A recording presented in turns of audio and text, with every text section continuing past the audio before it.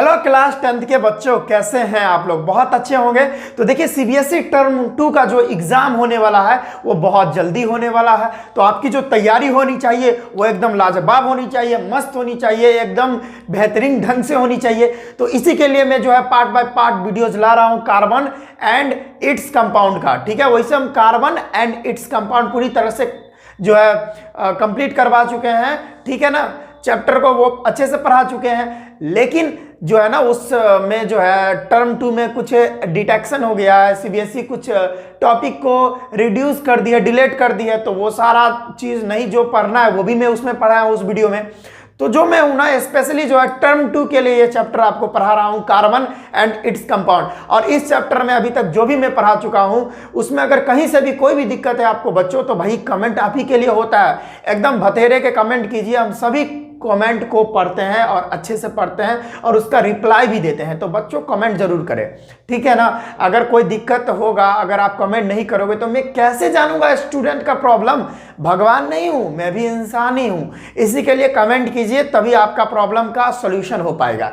अब देखिए, हम पढ़ने वाले हैं, अगला टॉपिक है हमारा कि यूनिकनेस इन कार्बन। भाई क्यों हम कार्बन के बारे में ही पढ़ रहे हैं? हमारे मॉडर्न पीरियोडिक टेबल में आई थिंक 119 एलिमेंट्स है।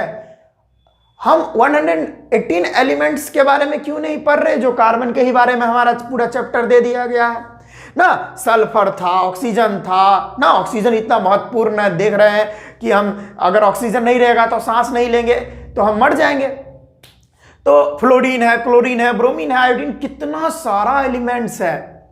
तो उस एलिमेंट्स के बारे में क्यों नहीं पढ़ा गया? क्यों नहीं हमको पढ़ना है? हमको सिर्फ कार्बन के बारे में ही क्यों पढ़ना है? क्या है कार्बन के अंदर? कुछ तो यूनिकनेस वाला बात है, तभी तो हम कार्बन के बारे में स्टडी कर रहे हैं, नहीं तो क्यों करते भाई?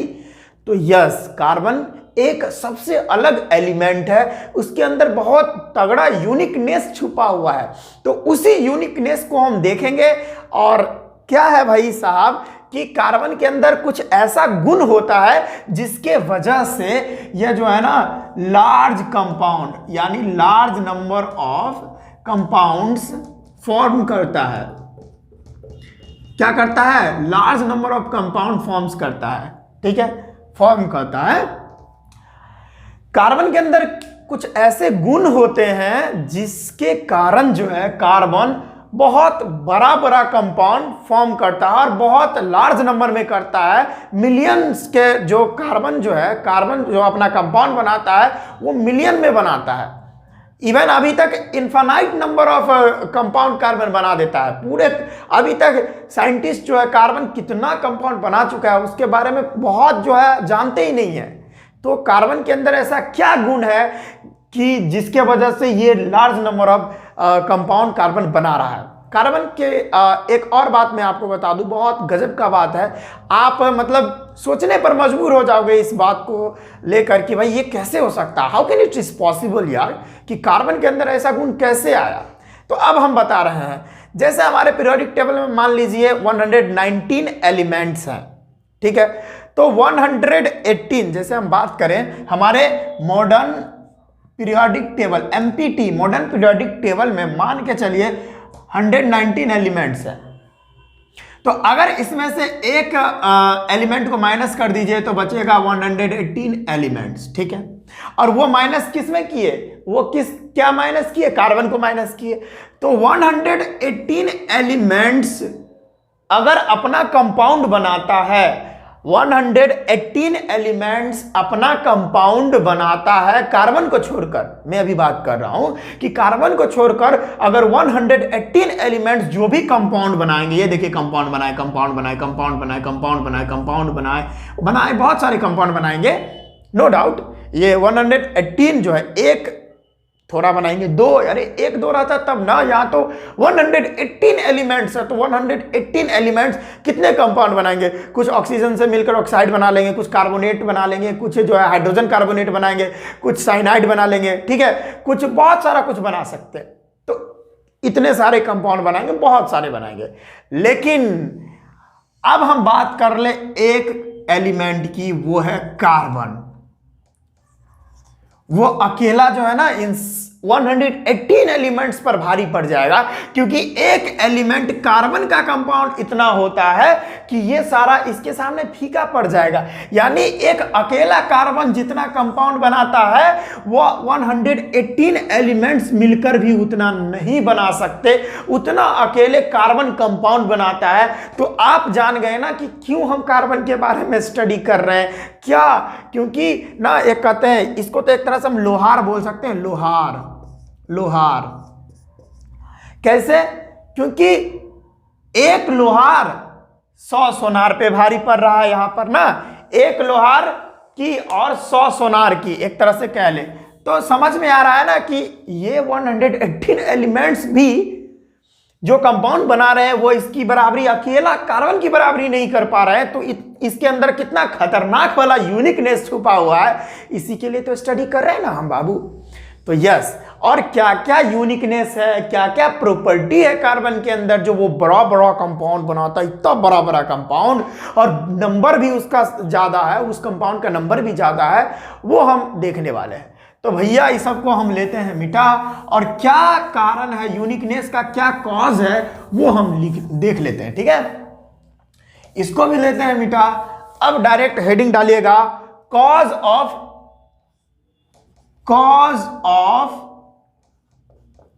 यूनिकनेस इन कार्बन। यूनिकनेस क्या है, उसके अंदर का यूनिकनेस, तो हम बारी बारी से सबको डिटेल में देखते चलते हैं। पहला यूनिकनेस है हमारा tetra covalency. Tetra covalency, tetra, देखिए भाई टेट्रा का क्या मतलब होता है। चलिए भाई, अगर आपको पता है तो जल्दी जल्दी फटाफट से कमेंट करके बताइए कि टेट्रा का मतलब क्या होता है। ये टेट्रा का मतलब क्या होता है, कमेंट कर दिए हैं?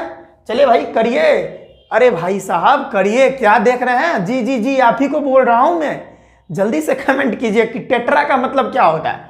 तो बाबू टेट्रा का मतलब होता है 4। ठीक है, टेट्रा का मतलब 4 होता है, पेंटा का मतलब 5, हेक्सा का मतलब 6, मोनो का मतलब 1, डाई का मतलब 2, ट्राई का मतलब 3। ये सब बेसिक बातें आपको पता होंगी आई थिंक। अब यहां पर कोवेलेंसी का मतलब क्या हुआ? कोवेलेंसी यानी कोवेलेंसी मतलब कोवेलेंट कंपाउंड, आपको पता है ना, कोवेलेंट बॉन्ड। तो यहां पर जो कोवेलेंसी जो प्रीफर कर रही है, यहां पर कोवेलेंसी का मतलब हो रहा है कोवेलेंट कंपाउंड या कोवेलेंट बॉन्ड। तो याद रखिए, कोवेलेंट बॉन्ड कब बनता है बाबू? कोवेलेंट बॉन्ड तब बनता है जब इलेक्ट्रॉन का शेयरिंग होता है। क्या? कोवेलेंट बॉन्ड तब बनता है जब इलेक्ट्रॉन का शेयरिंग होता है दो एटम के बीच में, और वो दो एटम नॉन मेटल का होना चाहिए। तो जब दो नहीं, दो से ज्यादा भी हो सकता है, ऐसा मैं नहीं बोल रहा, लेकिन इलेक्ट्रॉन का जब शेयरिंग होगा दो या दो से ज्यादा नॉन मेटल एटम के बीच में, तब वहां पर कोवेलेंट बॉन्ड बनती है। तो यहां पर जो है ना 4 कोवेलेंट बॉन्ड बनाता है कौन? कार्बन। कार्बन जो है ना 4 कोवेलेंट बॉन्ड बनाने की कैपेसिटी रखता है, क्योंकि इसका वैलेंसी, कार्बन का जो वैलेंसी होता है ना, कार्बन का जो वैलेंसी होता है वो 4 होता है, और इसी 4 वैलेंसी की वजह से वो 4 कोवेलेंट बॉन्ड बनाता है। और जानते ही किसी एलिमेंट का 4 बॉन्ड अगर बन गया तो उस चारों बॉन्ड से कोई एलिमेंट या कोई दूसरा मॉलिक्यूल्स तो जुड़ सकता है ना। मैं आपको अच्छे से और डिस्कस कर रहा हूं। ये कोवेलेंसी मतलब अगर मान के चलिए कार्बन का वैलेंसी 4 है, तो उससे बहुत सारे मतलब उससे, जैसे देखिए हम आपको बता ही देता हूं, जैसे ये कार्बन है, ठीक है, कार्बन का वैलेंसी 4 है, तो वो 4 बॉन्ड बना रहा है इस तरह से। तो 4 बॉन्ड बना रहा है, तो इससे कुछ और जुड़ गया, इससे क्लोरीन जुड़ गया, इससे CH3 जुड़ गया, इससे C2H5 जुड़ गया, इससे फिर से एक C, फिर से एक C, फिर से एक C जुड़ गया। तो इससे क्या समझ में आ रहा है कि कार्बन जो है ना टेट्रा कोवेलेंसी वाला नेचर शो कर रहा है। यानी कार्बन जो एक तरह से कह लीजिए, कार्बन का 4 वैलेंसी होता है, और 4 वैलेंसी होने के कारण बच्चों क्या होता है, वो 4 बॉन्ड बना लेता है, और 4 बॉन्डों से तो कुछ ना कुछ तो जुड़ सकता है ना सारा एलिमेंट। तो इसी का पहला तो ये वजह हो गया कि जो है कार्बन बड़ा बड़ा जो है कंपाउंड बनाता है, पहला ये कारण हो गया। समझ में आया ना, टेट्रा कोवेलेंसी एक कारण हो गया। समझ में आया बच्चों? कोई भी तरह की कोई भी दिक्कत हो बच्चों तो आप जल्दी से कमेंट करके मुझसे पूछ सकते हैं। ठीक है। टेट्रा कोवैलेंसी समझ में आ गया कि कार्बन का वैलेंसी 4 होता है, जिसके वजह से वो 4 कोवैलेंट बॉन्ड बनाता है और उस 4 कोवैलेंट बॉन्ड से कोई ना कोई एलिमेंट या मॉलिक्यूल्स जुड़ता है और जिसके वजह से और बड़ा बड़ा कंपाउंड बनता रहता है, ठीक है ना। अगर 3 मान के चलिए अगर 3 बॉन्ड बनेगा तो 3 ही मॉलिक्यूल जुड़ पाएगा तो कंपाउंड थोड़ा छोटा हो जाएगा, लेकिन यहाँ पर 4 बॉन्ड बना रहा है तो 4 जो है मॉलिक्यूल जुड़ सकते हैं, फिर उस मॉलिक्यूल से वो जुड़ेंगे, उससे वो जुड़ेंगे, तो इससे बड़ा बड़ा मॉलिक्यूल्स बड़ा बड़ा कंपाउंड बन सकता है ना। इसी के लिए जो है पहला कारण ये हो गया, जो है बड़ा बड़ा जो कंपाउंड बना रहा है कार्बन, ये पहला जो है कारण ये हो गया टेट्रा कोवैलेंसी। अगला बात हम करते हैं कैटिनेशन। क्या होता है भाई? कैटिनेशन। अगला प्रॉपर्टी क्या है? कैटिनेशन। तो बच्चों पहले मैं डिफाइन कर दूं कि कैटिनेशन होता क्या है, तो लिखिएगा self linking property of carbon. क्या? Self linking property of carbon. Carbon का जो सेल्फ लिंकिंग वाला प्रॉपर्टी है ना, उसी को हम बोलते हैं कैटिनेशन। कैसे बच्चा लोग? देखिएगा इस तरह से कार्बन, इस तरह से कार्बन के अंदर एक ऐसी प्रॉपर्टी होती है जिसमें कार्बन खुद जैसे कार्बन में समझ लीजिए तो खुद से खुद में जुड़ने की कैपेसिटी होती है कार्बन की। कार्बन जो है ना एक चैन की तरह जो है कार्बन खुद से खुद में जुड़ते रहेगा। ये देखिए कार्बन कार्बन कार्बन, ओ भैया कार्बन कार्बन कार्बन, तो इस तरह से भाई carbon carbon carbon carbon carbon carbon, मतलब इस तरह से कार्बन को खुद से खुद में जुड़ने की प्रॉपर्टी जो होती है ना, उसे हम कहते हैं कैटिनेशन। तो जितना खुद में खुद जुड़ेगा उतना 4 वैलेंसी बनेगा। मान के चलिए कार्बन की वैलेंसी तो 4 होती है, खुद से खुद में भी जुड़ रहा है, खुद से खुद में भी जुड़ रहा है और हर एक कार्बन का 4-4 वैलेंसी हो रहा है, इससे भी जुड़ेगा, इससे भी कार्बन जुड़ सकता है। तो ये तो बहुत खतरनाक बात हो गई। ये टेट्रा कोवैलेंसी और कैटिनेशन ये दोनों मिलकर जो है अभी और है, जिसके वजह से बड़ा बड़ा कंपाउंड बन पा रहा है कार्बन का। समझ में आ रहा है ना? कैटिनेशन तो समझ में आ गया कि कार्बन का जो सेल्फ लिंकिंग वाला प्रॉपर्टी है उसे ही कैटिनेशन बोलते हैं। कार्बन जो है खुद से खुद में जुड़ने की कैपेसिटी रखता है, खुद से खुद में जुड़ेगा, ये खुद जुड़ गया, ये जुड़ गया, ये जुड़ गया, जुड़ गया, जुड़ गया, जुड़ गया, जुड़ गया, फिर देखिए इससे जुड़ गया, फिर इसका 4 वैलेंसी होता है कार्बन का। ये देखिए कार्बन का 4 वैलेंसी, इससे ये जुड़ा है, इससे ये जुड़ा है, इससे ये जुड़ा है, इससे ये जुड़ा है। अब ये कार्बन का भी तो 4 वैलेंसी होगा, 4 वैलेंसी है तो 4 बॉन्ड बनाएगा। तो देखिए ये कार्बन जो है ना, ये कार्बन ये एक बॉन्ड बना के बैठा है, अब 3 बॉन्ड और बनाएगा, एक बना दिया, दूसरा इधर, तीसरा इधर, फिर इससे भी तो जुड़ सकता है। तो समझ नहीं पाएंगे आप, इनफाइनाइट नंबर ऑफ कंपाउंड बनाने की कैपेसिटी रखता है ये सारे प्रॉपर्टी के कारण कार्बन। तो इसी यूनिकनेस प्रॉपर्टी की वजह से हम कार्बन के बारे में डिटेल से पढ़ते हैं ऑर्गेनिक केमिस्ट्री में, और इसी के लिए हमको पढ़ना पड़ रहा है। किसके बारे में? कार्बन के बारे में, अकेला कार्बन के बारे में। तो आई थिंक आपको आपका आंसर मिल पा रहा होगा कि सर कार्बन ही क्यों, कार्बन के बारे में ही हम क्यों पढ़ रहे हैं। समझ में आ रहा है बातों को? अब तीसरा हम बात कर लें, होता है पॉलीमराइजेशन। क्या होता है? पॉलीमराइजेशन। अब देखिए पॉलीमराइजेशन क्या होता है, इसको भी देख लेते हैं। पहले हम डिफाइन कर लेते हैं the process in which many. देखिए ये प्रॉपर्टी कुछ हद तक कैटिनेशन से मिल रहा है, लेकिन ये थोड़ा डिफरेंट है, ठीक है ना। इसमें कार्बन कार्बन लिंक करता था, इसमें क्या होगा कि कंपाउंड जो है, स्मॉल स्मॉल कंपाउंड जो है कार्बन का, वो लिंक करेगा एक दूसरे से। देखिएगा the process in which many small units of carbon compound जिसको हम मोनोमर्स बोलते हैं। क्या बोलते हैं भाई? Monomers linked together to form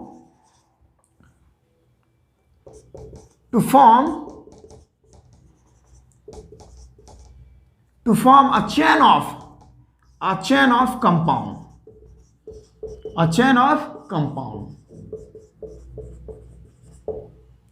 मेरी बातों को ध्यान दीजिए, पॉलीमराइजेशन क्या होता है कि ये एक ऐसा प्रोसेस होता है, पॉलीमराइजेशन एक ऐसा प्रोसेस होता है जिसमें कार्बन के ही छोटे छोटे कंपाउंड जो होते हैं, कार्बन के ही जो छोटे छोटे कंपाउंड होते हैं जिसको हम मोनोमर्स बोलते हैं, क्या बोलते हैं, मोनोमर्स बोलते हैं, वो क्या होते हैं कि वो कंपाउंड भी आपस में लिंक करते हैं, जुड़ते हैं, और जुड़ने के बाद बहुत लंबा लंबा चेन बना देते हैं कार्बन के कंपाउंड का, बहुत लंबा लंबा कार्बन के कंपाउंड का चेन बना देते हैं।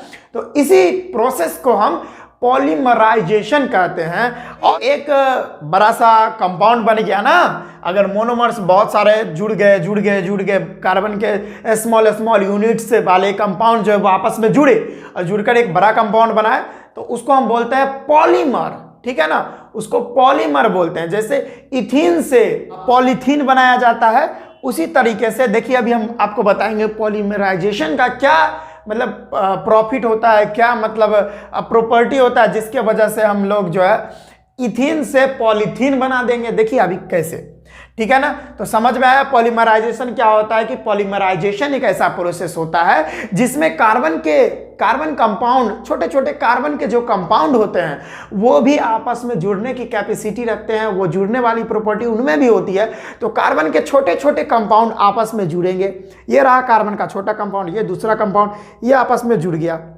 ये जो कार्बन का छोटा कंपाउंड है उसको बोलते हैं मोनोमर्स, ठीक है। तो वो आपस में जुड़ेंगे, लिंक्ड करेंगे, और लिंक करने के बाद वो जब जुड़ेंगे, ऐसा नहीं कि दो ही जुड़ेंगे, दो से ज़्यादा कंपाउंड भी जुड़ेंगे और जुड़ते जुड़ते एक लंबा कंपाउंड का चेन बनाएंगे। और इसी जो लंबा चेन बनाना उसको पॉलीमर बोलते हैं, और इस प्रोसेस को पॉलीमराइजेशन बोलते हैं। जैसे हम एग्जाम्पल ले लें, बहुत अच्छा एग्जाम्पल हम आपको पेश कर रहे हैं, समझा रहे हैं। देखिए क्या होता है कि अगर हम लें CH2 डबल बॉन्ड CH2, ठीक है, या ऐसे छोड़िए, इस तरह से ले लीजिए, कार्बन कार्बन यहाँ पे डबल बॉन्ड से जुड़ा है, यहाँ पे हाइड्रोजन, ये रहा बाबा एक हाइड्रोजन, एक और हाइड्रोजन, एक और हाइड्रोजन, ठीक है। अब यहाँ पर हम पॉलीमराइजेशन प्रोसेस करेंगे। यहाँ पर मान लीजिए n टाइम्स तक, यहाँ पर n टाइम्स तक क्या है, इथीन है। इसको क्या बोलते हैं भाई, इसको बोलते हैं इथीन। यहां पर मान के चलिए n टाइम्स तक इथीन है यहां पर, ठीक है, बहुत सारा इथीन है, ऐसा नहीं कि एक ही इथीन है, बहुत सारा इथीन है। और बहुत सारा इथीन जो है आपस में मिलेगा, क्योंकि ये कार्बन का कंपाउंड तो है, ये कार्बन का कंपाउंड है, ये बहुत सारे इथीन है, यानी बहुत सारे कार्बन के कंपाउंड आपस में मिलेंगे, तो आपस में मिलेंगे तो वहां पर पॉलीमराइजेशन होगा, और पॉलीमराइजेशन होने की वजह से इथीन जो है पॉलीथीन में बन जाता है। क्या इससे बनेगा भाई, ये carbon double bond double bond double bond double bond से कार्बन इस तरह से जुड़ेगा, और यहाँ पे हाइड्रोजन, यहाँ पे हाइड्रोजन, यहाँ पे एक और हाइड्रोजन इधर से आप निकाल सकते हो। चलो इसको मैं खत्म कर देता हूँ फिलहाल के लिए, यहाँ से एक हाइड्रोजन और यहाँ से एक हाइड्रोजन, और इसको हम बोलते हैं पॉलीथीन, ठीक है। तो समझ में आया, इथीन से पॉलीथीन बन गया by the process of polymerisation.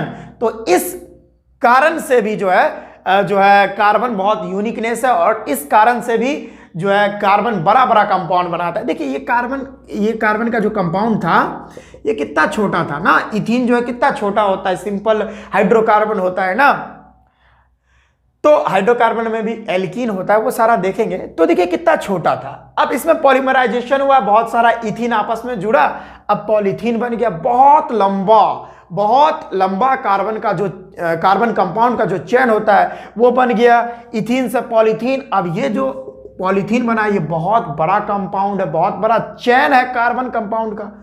तो समझ सकते हैं कि पॉलीमराइजेशन भी कार्बन का जो कंपाउंड होता है उसको बड़ा बड़ा कंपाउंड बनाने में मदद करता है, पॉलीमराइजेशन गुण जो होता है कार्बन के अंदर।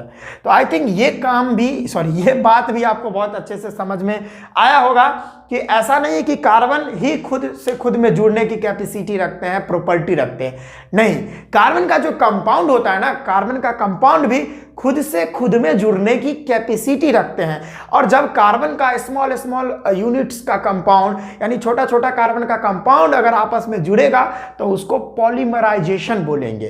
तो आई थिंक आपको ये समझ में आ गया होगा, तो इसको जल्दी से लिखे। अभी एक और प्रॉपर्टी बचा हुआ है, इसको भी हम देखेंगे, जो है हमारा आइसोमेरिज्म। पहले हम इसको मिटा दें, चलिए भाई मिटा दें। ओ भाई साहब हो गया है।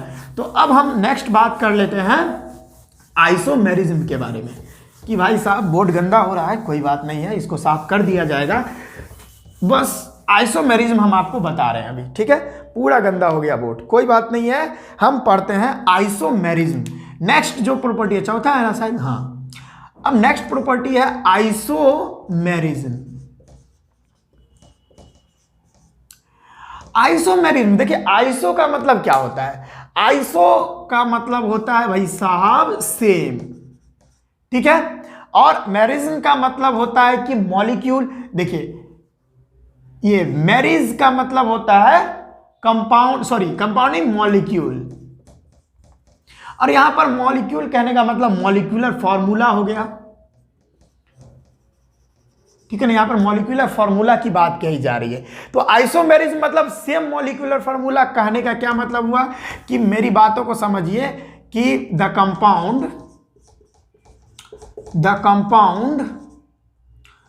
कंपाउंड्स हैविंग सेम मॉलिक्यूलर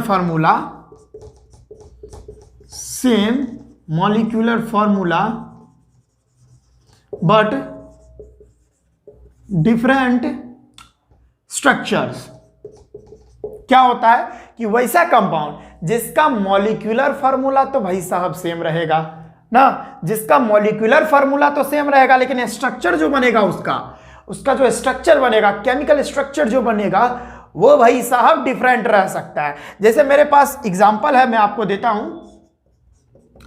जैसे पहला एग्जांपल हम देना चाहेंगे किसका? ब्यूटेन का, जिसको हम ब्यूटेन को लिखते हैं C4H10। ये ब्यूटेन हो गया। आप पढ़ोगे वैसे तो IUPAC नोमेनक्लेचर तो हटा दिया आपके सिलेबस से, फिर भी जहां जहां हम लोग का जरूरी होगा, जहां जहां पर लगेगा कि नहीं ये बता देना चाहिए, तो वहां पर मैं बहुत अच्छे से डिस्कस कर दूंगा। वैसे देखिए ब्यूटेन का अगर हम बात करें तो ब्यूटेन का स्ट्रक्चर देखिए किस किस तरीके से बन सकता है। एक तो हम ब्यूटेन को सीधा बना सकते हैं स्ट्रेट चेन के हिसाब से, इस तरह से, जिसमें कार्बन की वैलेंसी 4 होती है। तो देखिए कार्बन की वैलेंसी 4 होती है ना, कार्बन की वैलेंसी 4 होती है, जिसके वजह से वो 4 कोवलेंट बॉन्ड बनाता है, जो मैंने अभी जस्ट डिस्कस किया था। तो यहां पर ये कार्बन जो है ये अभी एक बॉन्ड बना के बैठा है। अब बचा कितना बॉन्ड? 3 बॉन्ड। तो 3 बॉन्ड से हाइड्रोजन जुड़ जाएगा, तो CH3 इस तरह से भी लिख सकते हैं। ये 2 वैलेंसी कंप्लीट है इस कार्बन की, तो 2 हाइड्रोजन इस तरह से हम लिख देंगे। यहाँ इस कार्बन की भी 2 वैलेंसी कंप्लीट है तो 2 हाइड्रोजन, और इसकी 1 कंप्लीट है तो 3 हाइड्रोजन।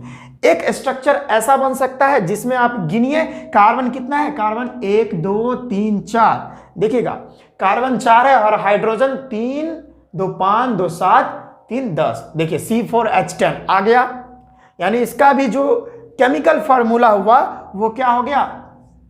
C4H10 ही हुआ, ठीक है। अब दूसरा केस लेते हैं। इसको हम ऐसे बना सकते थे, इसको हम ऐसे भी बना सकते हैं, कार्बन कार्बन कार्बन, और एक यहां से कार्बन निकाल दिए, नीचे से ब्रांचिंग कर दिया हमने इसको।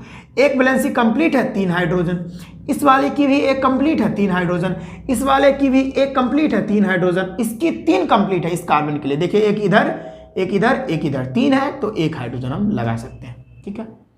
अब देखिए अब यहां पर C4H10 आया था, अब यहां पर मॉलिक्यूलर फार्मूला देखते हैं क्या आएगा। 1 2 3 4, कार्बन तो 4 ही है, C4 कार्बन तो 4 ही है, हाइड्रोजन 3 3 6 3 9 और 1 10, C4H10। अब यहां पर आप देख पा रहे हैं कि देखिए मॉलिक्यूलर फार्मूला इस स्ट्रक्चर का भी सेम आया, मतलब इसका भी सेम आया, यानी मॉलिक्यूलर फार्मूला इसका भी सेम आया और इसका भी C4H10 ही आया, ठीक है। लेकिन इस दोनों में स्ट्रक्चर का कुछ डिफरेंस आ गया ना, इस दोनों में स्ट्रक्चर का कुछ ना कुछ डिफरेंट आ गया, कुछ ना क्या पूरा डिफरेंट, एकदम सीधा जा रहा है। इसको हम N ब्यूटेन भी पढ़ते हैं, और इसको हम जो है आइसो क्या पढ़ते हैं भाई साहब, आइसो ब्यूटेन, ये कॉमन नेम है। वैसे हम आपको कॉमन नेम सिखाएंगे क्लास 12th में बहुत अच्छे से, कोई दिक्कत, सॉरी क्लास 11th में जब आप जाओगे तो जब ऑर्गेनिक केमिस्ट्री स्टार्ट होगी तब आपको अच्छे से बताएंगे, ठीक है। तो ये एन ब्यूटेन, ये आइसोब्यूटेन, तो दोनों में देख सकते हैं मॉलिक्यूलर फार्मूला तो सेम ही दिख रही है लेकिन स्ट्रक्चर डिफरेंट हो रहा है, तो इसी को बोलते हैं आइसोमेरिज्म। इस प्रोसेस को आइसोमेरिज्म बोलते हैं। अगर हम इसको बात करें तो ये दोनों जो है ना C4H10 यानी ब्यूटेन का दो आइसोमर्स, ये क्या, इसको हम डायरेक्ट बोलेंगे आइसोमर्स। और जो आइसोमर्स करता है ना, जो आइसोमर्स होता है, इस प्रोसेस को आइसोमेरिज्म बोलते हैं, ठीक है ना। इसको तो बोलते हैं आइसोमर्स, ठीक है। यह जो है ब्यूटेन का दो आइसोमर्स है, फिर पेंटेन का 3 आइसोमर्स है, इस तरीके से, ठीक है ना। फिर हेक्सेन का 5 आइसोमर्स है, फिर जो है हेप्टेन का जो है एक तरह से बोलिए तो 9 आइसोमर्स है, फिर इस तरह से चलता जाता है। वैसे आप आगे पढ़ोगे क्लास 11th में तो पता चलेगा कितना आइसोमर्स पॉसिबल है, ठीक है। तो आप इसका स्क्रीनशॉट कर सकते हो। आइसोमेरिज्म आपको समझ में आया। इसके बाद अगर हम आपको बात करें तो ये C5H12 ये होता है पेंटेन। क्या होता है भाई साहब, पेंटेन। अब देखिए पेंटेन जो है ना, पेंटेन का 3 आइसोमर्स पॉसिबल है। अब अगर हम उसको बताएं तो उसमें भी हम चलिए हम बता ही देते हैं। चलिए देखिए पेंटेन का भी हम बता ही देते हैं। पेंटेन C5H12, तो देख रहे हैं ये कुछ गुण होता है कार्बन का जिसके वजह से कार्बन बहुत बड़ा बड़ा कंपाउंड बनाने के लिए रिस्पॉन्सिबल होता है। आप देख सकते हैं एक ही मॉलिक्यूलर फार्मूला है और एक ही मॉलिक्यूलर फार्मूला से कितना सारा कंपाउंड बन रहा है। तो आप जाहिर सी बात है कि इतना सारा कंपाउंड बनेगा तो जाहिर सी बात है कि जानते ही कितना ज़्यादा कंपाउंड हो जाएगा। जैसे C5H12 का देख लीजिए, एक तो ये बन जाएगा सीधा वाला, हाइड्रोजन लगा लीजिए 3, इधर 3, इधर 2, इधर 2 और इधर 2, एक तो ये कंपाउंड बन गया, ठीक है। दूसरा इस तरह से बन सकता है 3 4, एक यहाँ इस तरीके से बन सकता है, ठीक है। और एक इस तरह से भी तो बन सकता है साहब, इस तरीके से 3 हाइड्रोजन इधर, 3 हाइड्रोजन इधर, 3 हाइड्रोजन इधर, 3 हाइड्रोजन इधर, इधर तो चारों कंप्लीट है वैलेंसी। अब इधर देखिए इस कार्बन की एक वैलेंसी कंप्लीट है तो 3 हाइड्रोजन, इसकी एक कंप्लीट है तो 3 हाइड्रोजन, इस कार्बन की 3 कंप्लीट है तो 1 हाइड्रोजन, इसकी 2 कंप्लीट है तो 2 हाइड्रोजन, इसकी 1 कंप्लीट है तो 3 हाइड्रोजन। अब यहां पर देख सकते हैं, अब हाइड्रोजन गिनिए, हमको C5H12 पुराना है, 3 3 6 3 2 5 2 7 2 9 3 12 हाइड्रोजन पुर गया और कार्बन 5 है, तो C5H12 ये भी वेरीफाई हो गया। अब यहां देखिए 1 2 3 4 5, कार्बन 5 और हाइड्रोजन 3 6 3 9 9 1 10 2 12, ठीक है। यहाँ भी 12 हो गया, तो यहाँ भी जो है C5H12 कंडीशन सेटिस्फाई हो रहा है, ठीक है ना। यहाँ भी क्या हो रहा है कि देखिए C5H12 सॉरी, यहाँ भी जो है C5H12, यहाँ भी C5H12, मॉलिक्यूलर फार्मूला दोनों का सेम। अब यहाँ देखिए 3 3 6 9 12 और कार्बन 5, यहाँ भी C5H12। तो देख रहे हैं भाई साहब कि स्ट्रक्चर डिफरेंट हो रही है लेकिन मॉलिक्यूलर फार्मूला तो सेम ही आ रहा है। इससे क्या हो रहा है कि मॉलिक्यूलर फार्मूला एक है लेकिन स्ट्रक्चर बहुत सारा हो रहा है। तो यहाँ पर पेंटेन का जो ना स्ट्रक्चरल आइसोमर्स पॉसिबल कितना है, 3 आइसोमर्स पॉसिबल है। तो इस कारण से भी, आइसोमेरिज्म के कारण भी जो है कार्बन बहुत ज़्यादा नंबर में कंपाउंड बनाने की कैपेसिटी रखता है। ये सारे गुण थे जो मैंने आपको बता दिए।